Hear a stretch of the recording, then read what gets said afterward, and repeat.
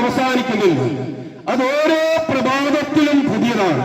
നമുക്കറിയാം, ഇന്നലെ കണ്ട പ്രഭാതമോ ഇന്നലെ കണ്ട സായം സന്ധ്യയോ അല്ല നമ്മള് ഇന്ന് കണ്ടത്. കാരണം ഇന്നലെ പകൽ സമയമൊക്കെ നല്ല വെളിച്ചം, മഴയില്ലാത്ത ദിനമായിരുന്നെങ്കിൽ ഇന്ന് പ്രഭാതം മുതല് വലിയ മഴകളൊക്കെയായി. ഇപ്പോൾ ഈ സായാം സന്ധ്യയില് മഴകളൊക്കെ മാറി നിന്നുകൊണ്ട് ദൈവത്തിന്റെ വചനം പ്രവേശിക്കുവാനായിട്ട് കാലാവസ്ഥ പോലും ദൈവം ക്രമീകരിച്ച ഒരുക്കിയിരിക്കുക. Hallelujah, hallelujah. അപ്പൊ നാളത്തെ പ്രഭാതം എന്താണെന്നോ, നാളെ ആരൊക്കെ ഈ ദൈവത്തിന്റെ വചനം കേൾക്കാൻ സാധിക്കുമെന്നോ ആർക്കറിയാം? അത് ദൈവത്തിന് മാത്രമാണ് അറിയാവുന്നത്. Hallelujah, hallelujah.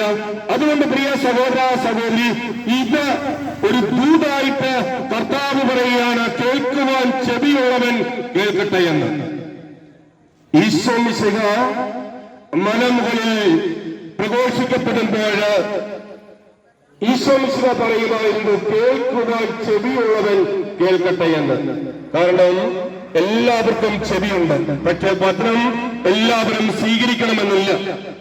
പ്രിയമുള്ളവരെ, അതുകൊണ്ടാണ് ഈശോ മിശിഹ പറഞ്ഞത്, കേൾക്കുവാൻ ചെവിയുള്ളവൻ കേൾക്കട്ടെ ദൈവത്തിന്റെ വചനം. ഹല്ലേലൂയ. ഈ വചനം നമ്മളെ ആഹമാഹ അടിമുതൽ മുടി വരെ മാറ്റിമറിക്കപ്പെടുന്ന സുവിശേഷത്തിന്റെ വിത്തുകൾ ഞങ്ങൾ ഇവിടെ വിതറിയിട്ട് പോകുമ്പോൾ ഇന്നല്ലെങ്കിൽ നാളെ ഈ മീനുള്ളി ഈ പ്രദേശത്ത് അത് ഫലം കാണും. Hallelujah, hallelujah. അതുകൊണ്ടാണ് യോഹന്നാന്റെ സുവിശേഷത്തിന് 15-ാം അധ്യായം നമ്മെ പഠിപ്പിക്കുന്നത്, ഞാൻ സാക്ഷാൽ മുന്തിരിച്ചെടിയും എന്റെ പിതാവ് കൃഷിക്കാരനുമാണ് എന്ന്.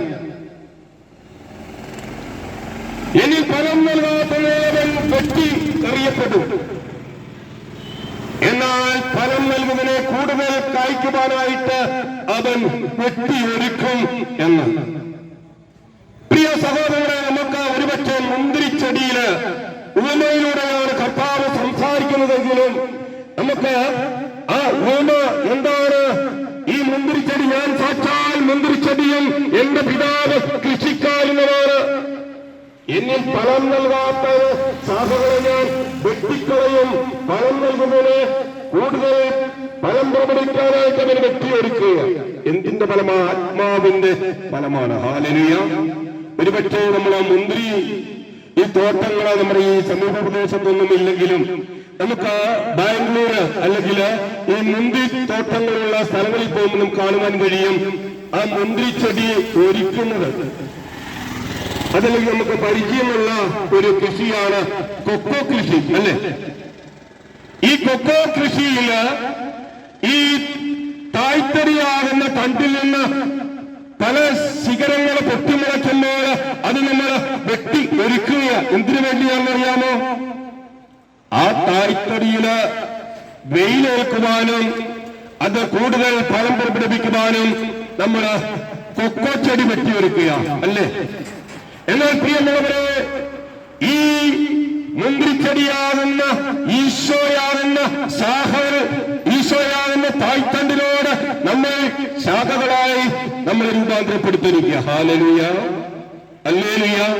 അപ്പോൾ ഒരുപക്ഷെ നമ്മളിൽ പലപ്പോഴൊക്കെ വെട്ടി ഒരുക്കുകയും ദൈവം നമ്മുടെ ജീവിതത്തിൽ അനുവദിക്കും. ആമേൻ, ആമേൻ.